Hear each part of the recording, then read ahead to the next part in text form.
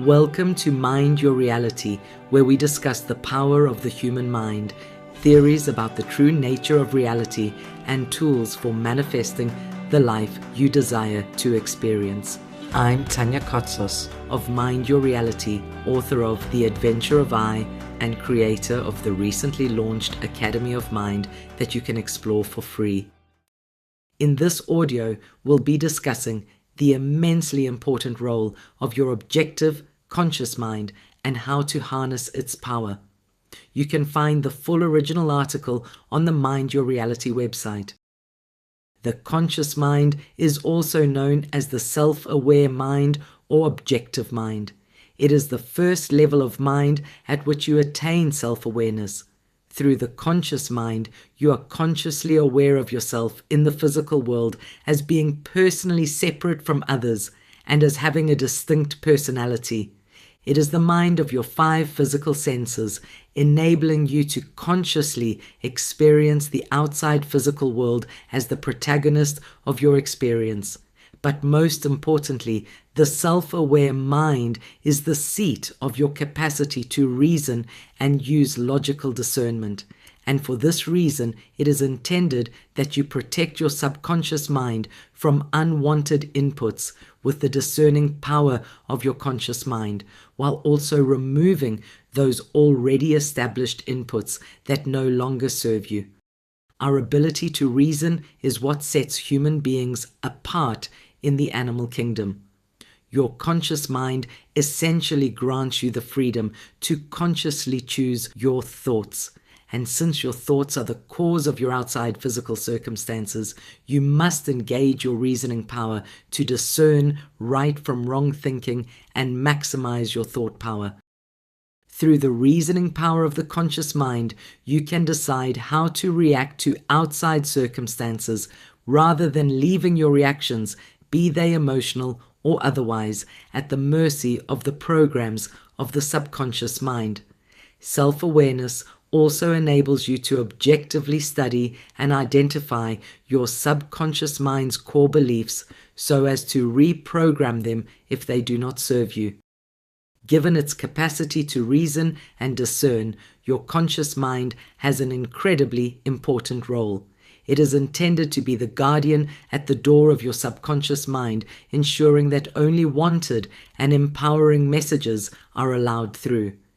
It is intended to be the commander of your subconscious mind, as it is only through the conscious mind that you can access the subconscious.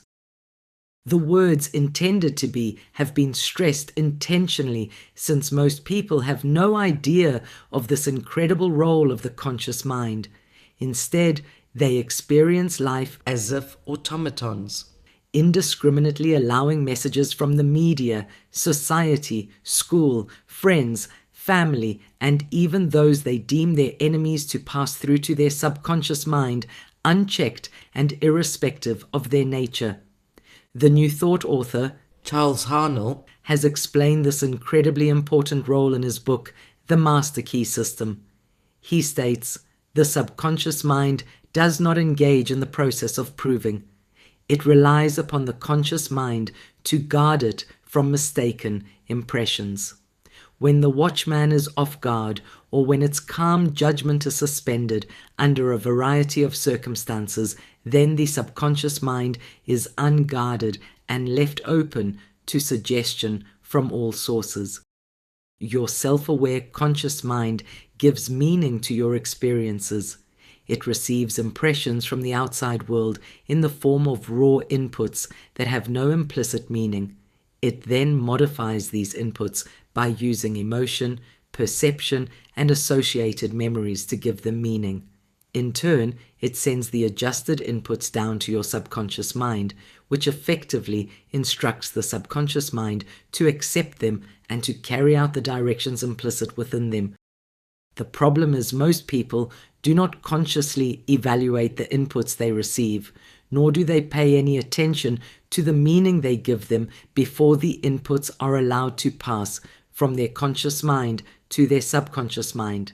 In this way, unbeknown to you, you have facilitated the scripting of your subconscious mind's core beliefs both positive and negative, that are today largely determining the quality of your life.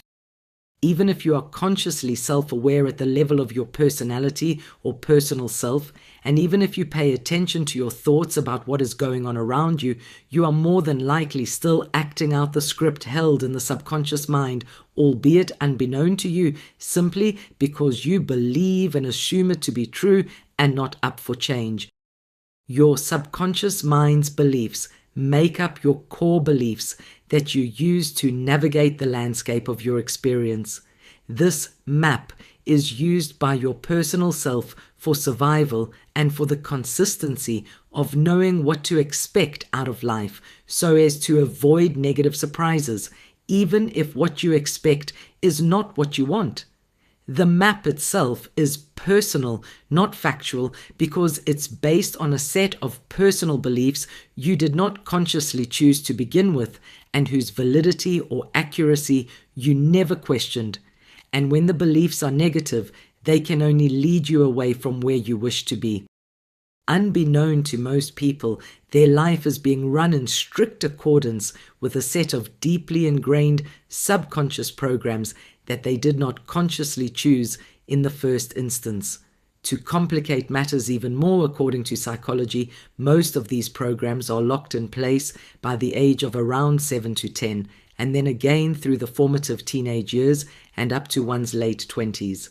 This is because a child's or young person's ability to reason with the conscious mind is limited compared to that of an adult.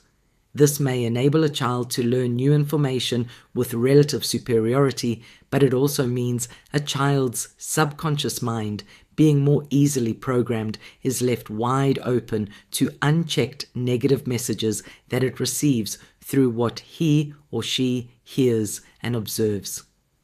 By the time a child has reached its later teenage years, his or her capacity to reason through the conscious mind has significantly developed, and he or she can consciously choose what messages to accept or reject. But even then, they more often than not fail to do so because of the already existing beliefs.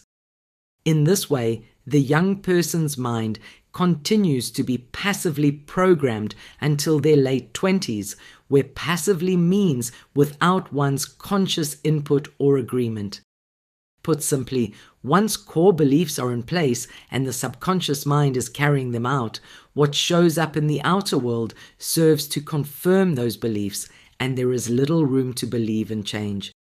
This search for confirmation by the conscious mind is known as confirmation bias, which is the tendency to look for, interpret, favor, and recall information that serves to confirm or support one's existing personal beliefs or values, and in turn reject contradictory information.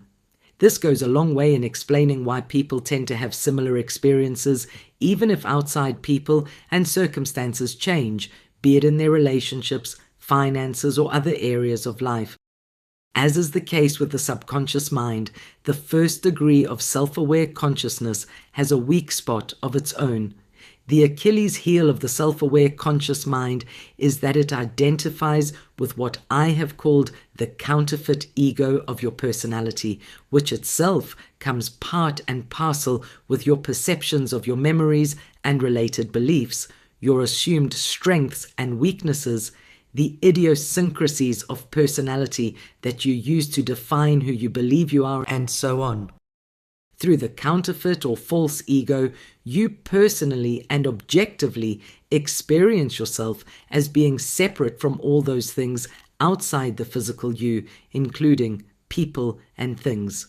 Your point of reference at this degree of consciousness is me, while everyone and everything else is perceived as them and outside things. The counterfeit ego of the personality treats the outside world as the cause and the inside world as the effect, and this proves a barrier to believing the truth that it is the other way around. We have seen that the conscious mind is that part of your consciousness that is operating at the level of your personality or counterfeit ego.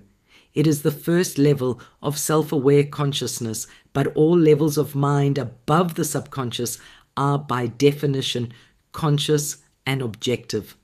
As you raise your degree of consciousness above this first degree of self-awareness, you gain access to the superconscious mind of the higher self. At this level of mind, you hold the master key that unlocks all of life's mysteries. This is the seat of the real ego in the original meaning of the Greek word ego, meaning I. Not only can the subconscious mind be reprogrammed with ease at the level of the superconscious mind, but the reasoning ability of the conscious mind also becomes heightened. You also become consciously aware of the wholly subjective nature of your experience. At this level of mind, you know that everything and everyone, including the physical you, is a projection of your mind and hence subject to change by changing your mind. The route from living at the level of the subconscious mind up to the superconscious mind is through the self-aware conscious mind. In a nutshell, the conscious mind is the seat of your reasoning power and self-awareness. It empowers you to discern right from wrong thinking and to choose how to react to outside circumstances and stimuli. Essentially, the self-aware mind raises you above the status of automaton. It is the guardian of the subconscious mind that should allow only empowering thoughts to enter and cancel or replace disempowering ones. The conscious mind also empowers you to uncover your subconscious programs and so change them. But its weak spot is that it's wrapped up in the personality of the counterfeit or false ego that itself is largely an automaton of the subconscious mind and knows nothing of the master key that is held by the superconscious mind, the mind of the I within that is your true self. And this brings us to the end of the audio version of this article. I hope you've enjoyed it and gained the knowledge and motivation to start participating in your life more objectively, with reason and discernment, choosing the impressions that are allowed to pass down to your subconscious mind. You can read the full article by visiting the Mind Your Reality website, and next up in this Mind Power series of articles is the power of the superconscious mind. In closing, I encourage you to explore the Academy of Mind platform. There you'll find life-changing courses, an extensive library of New Thought author books, guided meditations and affirmations, curated microguide teachings, and the signature feature, I Am Transmissions, that are profound teachings as if spoken by your higher self.